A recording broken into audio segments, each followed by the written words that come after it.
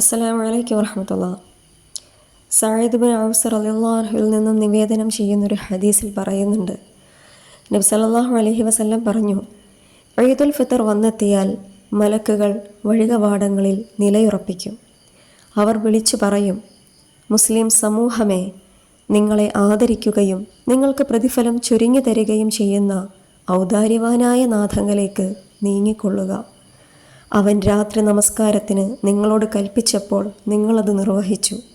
പകൽ നോമ്പനുഷ്ഠിക്കാൻ കൽപ്പിച്ചപ്പോൾ നിങ്ങൾ നോമ്പെടുത്തു.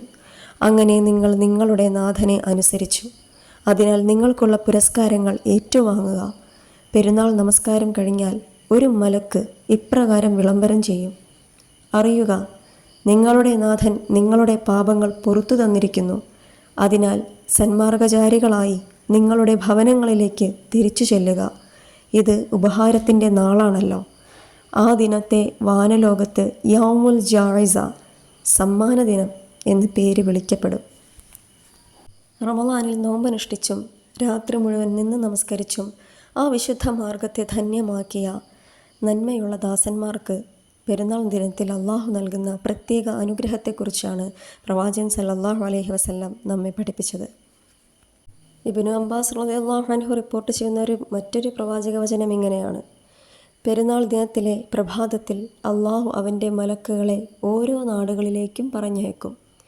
അങ്ങനെ അവർ ഭൂമിയിൽ വന്ന് വഴികവാടങ്ങളിൽ നിലയുറപ്പിച്ച് മനുഷ്യരും ജിന്നുകളും ഒഴികെയുള്ള സർവ്വ സൃഷ്ടിജാലങ്ങൾക്കും കേൾക്കുമാർ ഉച്ചത്തിൽ വിളിച്ചു പറയും, അല്ലയോ മുഹമ്മദിൻ്റെ സമുദായമേ, എണ്ണമറ്റ അനുഗ്രഹങ്ങൾ നിങ്ങൾക്ക് ചൊരിഞ്ഞു തന്നിട്ടുള്ള ഔദാര്യവാനായ നിങ്ങളുടെ രക്ഷിതാവിങ്കലേക്ക് പുറപ്പെട്ടുകൊള്ളുവിൻ.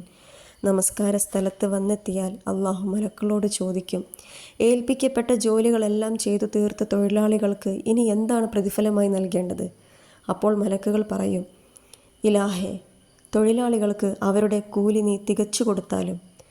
അപ്പോൾ അള്ളാഹു അവരോട് പറയും, എങ്കിൽ ഞാനിതാ സാക്ഷ്യം വഹിക്കുന്നു, റമളാനിൽ വ്രതമനുഷ്ഠിക്കുകയും രാത്രി നിന്ന് നമസ്കരിക്കുകയും ചെയ്തവർക്ക് എൻ്റെ തൃപ്തിയും എൻ്റെ പക്കൽ നിന്നുള്ള പാപമോചനവും ഞാൻ പ്രതിഫലമായി നിശ്ചയിച്ചിരിക്കുന്നു.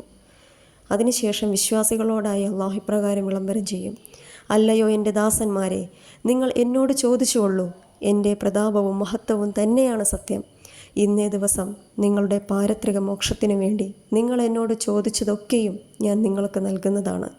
നിങ്ങളുടെ ഐഹിക ക്ഷേമത്തിനായി നിങ്ങൾ എന്നോട് ആവശ്യപ്പെടുന്നതൊക്കെയും ഞാൻ പരിഗണിക്കുന്നതാണ്.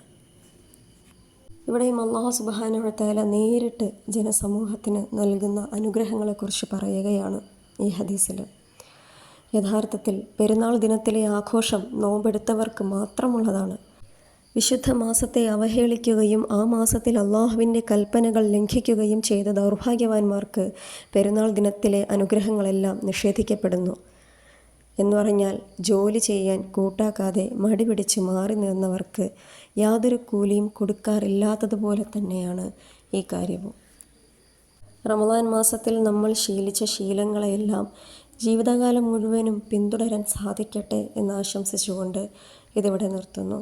അസ്സലാമു അലൈക്കും വറഹ്മത്തുള്ളാഹി. തഖബ്ബലല്ലാഹു മിന്നാ വമിൻകും. ഈദ് മുബാറക്.